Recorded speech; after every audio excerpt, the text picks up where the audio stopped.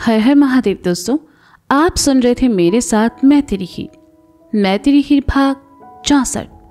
प्रताप का घर बनारस। मुरारी की धमकी के बाद प्रताप के घर में टेंशन का माहौल था। राजन की याददाश्त जाने के बाद प्रताप को लगा कि उसके और शिवम मुरारी के बीच सब ठीक हो चुका है, लेकिन उसकी गलती की वजह से ये दुश्मनी फिर से ताजा होने लगी थी। प्रताप की एक गलती की वजह से वह फिर एक नई मुसीबत में पड़ चुका था, और वो गलती थी भूषण को युवा नेता इलेक्शन की टिकट दिलवाना। प्रताप ने भूषण पर एक एहसान किया था, लेकिन उसने एहसान का भूषण ये सिला देगा, प्रताप ने सोचा नहीं था। आंगन में बैठा प्रताप हिसाब किताब मिला रहा था कि उसने देखा राजन बाहर जा रहा है। ए रचनवा, यहाँ आवा जरा। प्रताप ने आवाज दी तो राजन पलटकर प्रताप के पास आया और कहा, हाँ पिताजी। ई वक्त कहाँ जा रहे हो? प्रताप ने पूछा। कुछ नहीं, बस थोड़ा सा घाट की तरफ जा रहे थे, राजन ने कहा। प्रताप कुछ देर चुप रहा और कहा, आज पार्टी हाउस में जो हुआ वो जानते नहीं का तुम? भूषणवा सबके सामने मुन्ना पर गोली चलाए रहे और जे बात पर वो मुरारी भड़का हुआ है। भूषणवा के चक्कर मां हम तुम्हारी जिंदगी को संकट में नहीं डाल सकते। रजनवा, खाना खाओ और अपने कमरे में जाओ। जब तक जे मामला शांत नहीं हो जाता तब तक तुम घर से बाहर ना जाई हो। लेकिन पिताजी, मुन्ना तो हमारा दोस्त है ना। ओके पिताजी, हमें नुकसान काहे पहुंचाएंगे? राजन ने हैरानी से कहा। दुश्मन की औलाद भी दुश्मन ही होती है रजनवा। जे बात अपने भेजामा बिठाए लो, तुम बाहर ना ही जाइयो, समझे? प्रताप ने कठोरता से कहा। तो भूषण बिना खाना खाए ही वापस ऊपर चला गया। रजनवा का खाना ऊपर भिजवा देना, प्रताप ने रसोइये से कहा। जी मालिक, रसोइये ने कहा और अपने काम में लग गया। मुरारी का घर बनारस। नंदिता से बात करने के बाद मुन्ना अंदर चला आया। मुरारी बाहर से आए लोगों को उनका काम समझा रहा था और कुछ देर बाद वह भी अंदर आ गया। अनु मुन्ना के साथ हॉल में बैठी उसे शादी के लिए कपड़े दिखा रही थी। मुरारी भी उनके पास चला आया तो अनु ने अपने फोन में एक तस्वीर मुरारी को दिखाकर कहा, मुरारी देखो ना, मैंने मुन्ना के लिए ये शेरवानी पसंद की है, कैसी है? लग तो बहुत ही सुंदर रही है, पर मुन्ना से भी पूछ लो वो जे पहने हैं या नहीं, या जैसे सगाई में अपनी पसंद से धोती कुर्ता पहने रहे वैसे। मुरारी ने कहा, सगाई में जो पहना वो पहना, शादी में तो मैं ऐसे शेरवानी ही पहनाऊंगी। अनु ने खुश होकर कहा, हाँ, अपनी मेहरारू की तो सुने ना ही, तुमको लगता है तुम्हारी सुनेंगे? मुरारी ने मुन्ना को देखकर ताना मारते हुए कहा। मतलब? अनु ने पूछा। मतलब जे कि गोरी इतने प्यार से जे के लिए टिप टॉप सूट पसंद किए रही और जे धोती कुर्ता पहन के चल दिए सगाई माँ। आजकल के लड़के होने वाली पत्नी के लिए चांद तारे तोड़ लाने को तैयार होते हैं, और एक जे है क्योंकि पसंद का सूट तक नहीं पहने, मुरारी ने कहा। मुन्ना ने सुना तो हैरानी से मुरारी को देखा और कहा, आपसे ये सब किसने कहा? बिटिया अपने पापा को सब बता सकती है, मुरारी ने मुंह बनाकर कहा। मुन्ना ने सुना तो मुस्कुरा दिया और उठते हुए कहा, हमें कोई परेशानी नहीं है, हम गौरी के लिए खुश हैं। उसे आपके रूप में पापा मिल गए हमारी चुगली करने के लिए। मुरारी का जवाब सुने बिना ही मुन्ना सीढ़ियों की तरफ बढ़ गया तो मुरारी ने ऊंची आवाज में कहा, चुगली नहीं की है, अपने दिल की बात बताई है, और ये बार शादी में धोती कुर्ता पहनने नहीं देंगे हम, समझे? मुन्ना ने सुना और हंसते हुए वहां से चला गया, क्योंकि कुछ चीजें ऐसी थी जिन्हें मुन्ना गौरी के लिए भी नहीं बदलने वाला था। मुन्ना के जाने के बाद मुरारी ने अनु को खामोश देखा तो उसके बगल में आकर बैठा और कहा, अरे मुन्ना को छोड़ो, हमारे लिए कोनो बढ़िया सा सूट पसंद करो, तुम्हारी पसंद का, ठीक है? अनु ने सुना तो मुस्कुराई और फिर मुरारी के साथ बैठकर डिजाइन देखने लगी। मुन्ना ऊपर अपने कमरे में आया और कबर्ड खोलकर उसमें टी शर्ट और ट्राउजर ढूंढने लगा। टी शर्ट कबर्ड के सबसे लास्ट हैंगर में टंगी थी। मुन्ना ने उसे निकाला, वह हैंगर से निकलकर गिर गई। मुन्ना ने जैसे उसे उठाया, उसकी उंगलियां किसी चीज पर पड़ी। ये कोई चैन जैसा था। मुन्ना ने जैसे उसे उठाने के लिए हाथ बढ़ाया, मुन्ना का फोन बजने लगा और मुन्ना उसे छोड़कर फोन की तरफ चला आया। मुन्ना ने देखा फोन पार्टी हाउस के किसी बड़े अधिकारी का था। मुन्ना उनसे बात करने लगा। उन्होंने मुन्ना को शादी की बधाई दी और शादी के बाद पार्टी हाउस ज्वाइन करने का कहकर फोन काट दिया। मुन्ना ने फोन रखा और कबर्ड से कपड़े लेकर नहाने चला गया।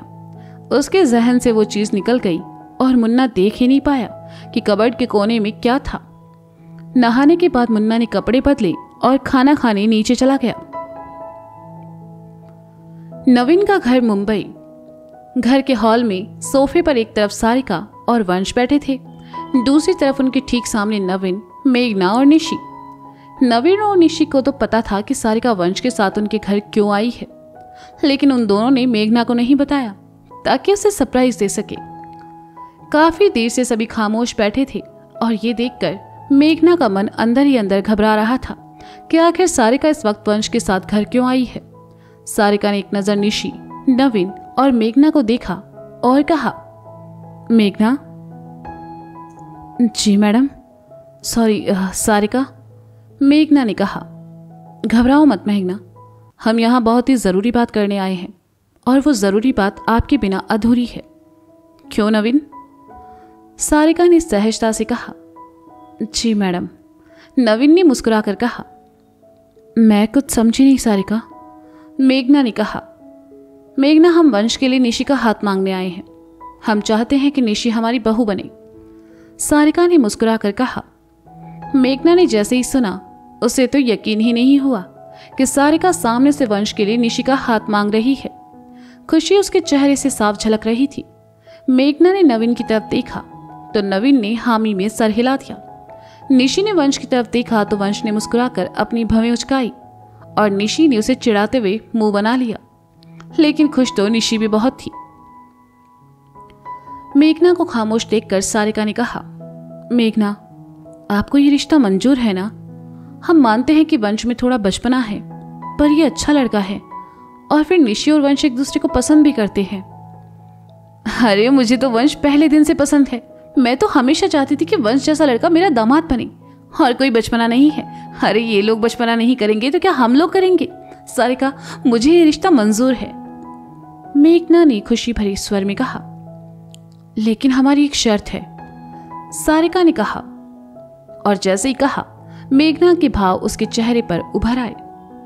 मेघना को अपनी तरफ देखते पाकर सारिका सहजता से कहने लगी, मेघना, ये तय है कि निशी हमारी बहू बनेगी, लेकिन हम चाहते हैं कि इन दोनों की शादी से पहले ये दोनों अपने अपने भविष्य को लेकर जिम्मेदार बने। हम नहीं चाहते कि निशी शादी के बाद हमारी तरह सिर्फ हाउसवाइफ बनकर रहें, बल्कि हम चाहते हैं कि शादी के बाद निशी और वंश यहीं मुंबई में रहे और अपने सपनों को पूरा करे। निशी हमारी कंपनी में रहकर हमारे साथ काम करेगी और वंश अपनी सीरीज पूरी करेगा। जब इन्हें लगेगा कि अब इन्हें शादी कर लेनी चाहिए, तब पूरे धूमधाम से हम इनकी शादी करेंगे। हाँ, काशी की शादी के समय बनारस में हम इनकी एक रिंग सेरेमनी जरूर रख देंगे, जिससे ये रिश्ता ऑफिशियली हो जाए। नवीन, मेघना, आई होप आप दोनों को इस बात से कोई ऐतराज नहीं होगा। सारिका की बात सुनकर मेघना ने नवीन की तरफ देखा तो नवीन ने अपनी पलकें झपका दी। मेघना ने कहा, जैसा आपको ठीक लगे। अगर निशी और वंश को इस बात से कोई ऐतराज नहीं है तो मुझे और नवीन को भी नहीं होगा। क्यों वंश, तुम्हारा क्या ख्याल है? सारिका ने अपने बगल में बैठे वंश से पूछा। माँ, मैं पहले ही आपसे कह चुका हूं कि मुझे निशी से शादी नहीं करनी, वंश ने मुंह बनाकर कहा। उसने फिर वही गलती की जो सारिका के सामने की थी। निशी ने सुना तो उठकर वंश के सामने आई और कहा, क्यों नहीं करनी मुझसे शादी? क्या मैं इतनी बुरी लगती हूं तुम्हें? सारिका आंटी मान गई, मॉम डैड मान गए, लेकिन तुम्हारे अलग नखरे हैं। निशी को खुद पर तनते देखकर बेचारा वंश तो घबरा ही गया और कहा, अरे मेरा मतलब था कि अभी नहीं करनी, शादी तो मैं तुमसे ही करूंगा। निशी ने सुना तो गुस्से से भरी वंश को घूरने लगी। वंश ने उसे शांत करने के लिए कहा, क्या मुझे एक कप कॉफी मिलेगी? जहर है, पियोगे? निशी ने भी उसे गुस्से से कहा। नहीं, मुझे पार्टी में जाना है, तुम पीकर सो जाओ। कहते हुए वंश उठा और निशी को साइड करके डाइनिंग की तरफ चला गया। सारिका, मेघना और नवीन बस उन दोनों को देख रहे थे। नवीन ने निशी से उस सबके लिए कॉफी बनाने को कहा तो निशी किचन की तरफ चली गई। वह डाइनिंग के पास खड़ा वंश ब्रेड पर बटर लगा रहा था। उसने निशी को बगल से गुजरते देखा तो बड़बड़ाया, हिटलर ने कहा तो कॉफी बनाने चली गई, होने वाले पति ने कहा तो जहर है, पियोगे? बोलती है, जहर की क्या जरूरत है, तुम्हारी जबान इतनी कड़वी है। वंश, तुम भी जाओ, निशी की मदद करो। नवीन ने कहा, वो निशी द सुपर वुमन है, उससे मेरी मदद की कोई जरूरत नहीं है। वंश ने ब्रेड पर बटर लगाते हुए कहा, वंश, हमें नवीन और मेघना से कुछ डिस्कस करना है, तो प्लीज यहां से जाओ और निशी की मदद करो। इस बार सारिका ने थोड़ा कठोरता से कहा तो वंश चुपचाप वहां से किचन की ओर चला गया। किचन में एकदम कदम रखने से पहले वंश ने गहरी सांस ली और फिर अंदर गया। निशी ने वंश को वहां देखा तो वंश उसके पूछने से पहले ही बोल पड़ा, तुम्हारे डैड ने मुझे तुम्हारी मदद के लिए भेजा है। थैंक यू, मुझे तुम्हारी मदद की कोई जरूरत नहीं है। निशी ने पहले थैंक यू प्यार से कहा और बाकी के शब्द गुस्से में। वंश ने कुछ नहीं कहा और प्लेटफॉर्म से पीठ लगाकर खड़ा हो गया और ब्रेड खाते हुए निशी को देखने लगा। निशी भी चुपचाप कॉफी बनाने लगी। वंश ज्यादा देर चुप नहीं रह सकता था और निशी के सामने बिल्कुल भी नहीं। एक बात बताओ, क्या शादी के बाद भी हम दोनों ऐसे झगड़ा करेंगे, एक दूसरे को लुक देंगे, एक दूसरे पर गुस्सा करेंगे? क्यों, तुम्हें कोई डाउट है क्या? तुम जैसे हो ना, तुम पर किसी को प्यार से पहले गुस्सा ही आएगा। निशी ने कहा, ऐसा नहीं है, क्या हम प्यार से नहीं रह सकते, लाइक बिना एक दूसरे पर गुस्सा किए, झगड़ा किए? वंश ने कहा, तुम और प्यार से, तुम्हें प्यार से बात करना भी आता है? निशी ने कहा तो वंश प्यार से निशी की तरफ देखा और उसके बगल में चला आया। निशी के बालों की लट उसके गालों पर झूल गई तो वंश ने कहा, उफ, इतनी गर्मी में तुम किचन में काम कर रही हो और ये तुम्हारे बाल तुम्हें परेशान कर रहे हैं। रुको, मैं इन्हें साइड कर देता हूं। अब ठीक है बेबी? कहते हुए वंश ने निशी के बालों को साइड किया और गाल पर फूंक मार दी। निशी का मन गुदगुदा उठा और उसने पलटकर कहा, तुम यहाँ किचन में क्या कर रहे हो? बाहर जाकर बैठो। कोई बेवकूफ ही होगा जो अपनी इतनी ब्यूटीफुल होने वाली वाइफ को छोड़कर उन बुजुर्गों के बीच बैठेगा। वंश ने निशी के कंधे पर अपना सर टिकाकर प्यार से कहा, कॉफी के साथ और क्या लोगे तुम? निशी ने वंश की तरफ देखकर कहा। वंश ने निशी की कमर पर हाथ रखा, उसे अपने करीब करके कहा, अगर मैंने बता दिया तो तुम शर्मा जाओगी। निशी ने सुना तो हैरानी से वंश को देखने लगी। वंश ने निशी की तरफ देखा और कहा, मजा नहीं आया ना? ना, कितना चीप लग रहा था ये सब। निशी ने वंश से दूर होकर कहा। वंश वापस प्लेटफॉर्म की तरफ आया और पीठ लगाकर कहा, इसीलिए मैं कहता हूं कि हम दोनों जैसे भी हैं एक दूसरे के लिए परफेक्ट हैं, मिस छिपकली। वंश के मुंह से छिपकली सुनकर निशी ने उसे घूरते हुए कहा, दफा हो जाओ यहां से। जा रहा हूं, मुझे भी कोई शौक नहीं है तुम्हारी ये बकवास कॉफी पीने का। वंश ने मुंह बनाकर कहा, हाउ डेयर यू, तुम मेरी कॉफी को बकवास कैसे कह सकते हो? निशी ने वंश के सामने आकर उसे उंगली दिखाते हुए कहा। वंश ने निशी की उंगली में अपनी उंगली फंसाई और नीचे करके कहा, मुंह से। मैं तुम्हारा मुंह ही तोड़ दूंगी। निशी ने कहा, हाइट देखिए अपनी, मेरे मुंह तक हाथ भी पहुंचेगा तुम्हारा। हाँ, तुम इतनी बड़ी बड़ी बातें आखिर सीखती किससे हो? कहीं अपनी उस भुक्कड़ पूर्वी से तो नहीं? वंश ने आग में घी डालते हुए कहा, वो मेरी बेइज्जती है। निशी ने वंश की आंखों में झांकते हुए कहा, वो बेस्टी नहीं, बिना ब्रेड की पेस्ट्री है, कहीं भी फैल जाती है। वंश ने भी मुंह बनाकर कहा, तुम खुद को समझते क्या हो? निशी ने कहा, तुम्हारा होने वाला पति। हो, मुझे शर्म आ रही है। वंश ने अपना नाखून चबाते हुए कहा और इठलाते हुए वहां से चला गया। निशी भी पैर पटकते हुए उसके पीछे आई और नवीन, मेघना और सारिका के पास आकर गुस्से से कहा, डैड, मुझे उस चिरकुट से शादी नहीं करनी। वंश ने सुना तो निशी के बगल में चला आया और कहा, हाँ तो मैं भी तुमसे शादी करने के लिए मरा नहीं जा रहा, मुझे भी इस छिपकली से शादी नहीं करनी। सारिका, मेघना और नवीन ने सुना और तीनों ने एक साथ अफसोस में सर हिला दिया। वंश, निशी ने एक दूसरे को देखा और फिर दोनों अपने हाथों को बांधकर एक दूसरे की तरफ पीट करके खड़े हो गए। वंश और निशी का झगड़ा सुलझाने बैठी तो शायद मुझे 10-12 सीजन और लिखने पड़ जाएं। वंश और निशी के रिश्ते के लिए नवीन मान चुका था। शक्ति और मुन्ना के बीच जो रंजिश थी वो भी खत्म हो चुकी थी और मुन्ना ने भी शक्ति को माफ कर दिया।